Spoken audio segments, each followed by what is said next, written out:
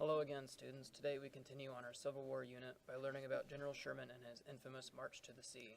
However, before we begin, we need to learn the background on both what was going on at the time and before the march, and who exactly General Sherman is. So, what's going on in the war? The first major event in 1864 occurs on February 27th and is the opening of Andersonville Prison Camp. This Confederate prison camp housed roughly 45,000 Union troops and would cause death to nearly 13,000 of these troops, which means, as you can do the math, nearly 1 out of every 3 troops housed here will die. The next major event occurs on June 27, 1864, and is the Battle of Kennesaw Mountain, Georgia. 3 prominent generals in the Union Army stage an attack on the mountain that is occupied by the Confederates. After hours of grueling battle, the Union Army eventually pushes the Confederates back and takes control of the mountain. This next event is what sets up General Sherman and his march to the sea, and that is the capture of the city of Atlanta on September 1st, 1864. Next is the second term of President Abraham Lincoln that is sadly cut short by the bullet of John Wilkes Booth. However, this is a pivotal election because Lincoln was running against McClellan, who was a general for the Union that claimed Lincoln was going to lose the war and he was a bad president, yada yada yada, the typical smear campaign. And then finally, on November 16, 1864, Sherman begins his march to the sea. Who was General William Tecumseh Sherman? He was born in 1820 in Lancaster, Ohio, one of 11 children to an Ohio Supreme Court justice. Upon the death of his father at age 9, he was raised mainly by family friend Thomas Ewing, an Ohio senator and prominent figure of the Whig Party. In 1836, Ewing secured Sherman a spot at the United States Military Academy at West Point, where he graduated within 4 years. His first combat was seen against the Seminole Indians in Florida. An interesting point is that his middle name, Tecumseh, was given to him by his father due to a respect that his father held for the Indian chief. He didn't see much combat after this, thinking that the military would take him nowhere, and during the 1850s, he married the daughter of Thomas Ewing and was a banker during the gold rush.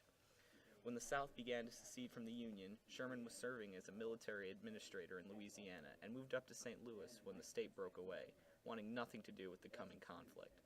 This changed upon the attack of Fort Sumter in 1861, where he asked a military commissioner to get involved with the war. He saw actions at the Battle of Bull Run and Shiloh, serving under General Ulysses S. Grant, who became a good close friend of his. Upon completing the siege of Vicksburg in 1864, Sherman was given complete control of the armies on the Western Front, setting the stage for his march to the sea. So, where do we start with the march? Sherman knew that the only way to end the Confederacy was to crush the will of the South. He knew that they would never stop fighting and this war would continue to go on if someone did not take their will away from them. In accordance with that, what we see from the very beginning of Sherman's march to the sea is this total war tactic. What will be evident is that total war is a very destructive tactic that involves burning of towns, stealing food and livestock from the towns, and even pillaging their homes. This tactic is what crushed the spirit of the South. Sherman was forcing Confederate wives and children to go hungry, and sometimes go without a home due to the destructiveness of his men. Without the food from the farms and without homes to go back to, the will of the South would soon be crushed. So him and his 60,000 men rode on to begin their infamous march to the sea and make Georgia howl. Before leaving for Savannah, Sherman issued Special Field Order No. 120, taking care of the logistics of the march, including dividing his army and making sure each group was properly supplied and manned. It also laid out that the armies would forage along their way, along with their given supplies, yet another use to dismantle the Confederate supplies in the state. 6 days later, on November 15, 1864, General Sherman and his 60,000 men set out for Savannah.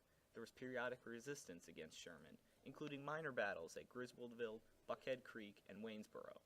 Sherman tried to avoid major cities, coming close enough to implement his total war strategies, burning bridges and supplies, destroying railroads, and smashing anything that could be used for the Confederates.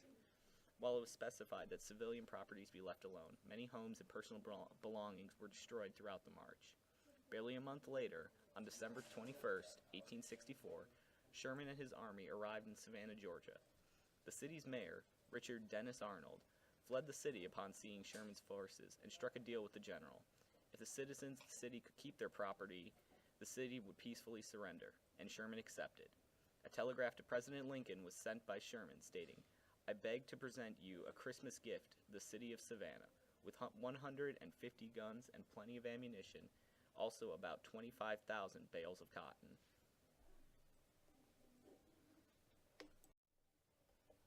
How was General Sherman so successful in his march? Let's look back on some of the tactics that he used. The first is the manipulation of Confederate defenses. Sherman strategically got close enough to major cities that the Confederates would have to move troops from smaller towns into the major cities.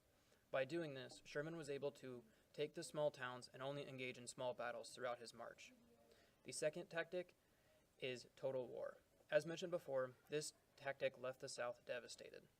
Wives and children were left with nothing. Their livestock was killed for meat, their homes were pillaged for food and grain, and what they had for crops was taken for more rations. The third tactic is scorched earth policy. With this tactic, Sherman had his men destroy everything in their path, burning down homes and buildings, and burning all of the fields in which crops were planted or could be planted. The fourth tactic I would like you all to know is the destruction of railroads and military fixations. Sherman destroyed the railroads and by doing so made it extremely hard for the South to move food and rations for the troops. Mothers and children were also now unable to get the food that they needed. Sherman was also destroying all military bases that he was going through, dismantling their weapons, stealing their ammunition and guns, and leaving nothing behind for Confederates that would attempt to scavenge what was left of their once proclaimed base. The overall impact of Sherman's march to the sea was felt decades after the war's end. Sherman's army devastated Georgia, causing around $100 million in damages, equivalent to around $1.4 billion in today's currency. Sherman's march also served as liberation for slaves in the South, though there was mixed reactions to the freedom brought by Sherman. He issued Special Field Order No. 15, giving away captured land to the slaves that were freed, promising 40 acres and a mule. However, following Sherman through Savannah proved fatal for hundreds of slaves who died due to starvation, fatigue, and drowning in rivers that were passed over. Upon completing his capture of Savannah, Sherman moved north, heading to the Carolinas. As one of the first states to secede, South Carolina was treated in a much harsher fashion than North Carolina, which Sherman felt was more of a pressured secession. The capital of Columbia, South Carolina, was sieged and burned, and the states would surrender. Sherman succeeded in breaking the Confederates' will, as his campaign brought destruction and devastation that they could not recover for, leading to the surrender of the Confederacy in the coming months on April 12, 1865.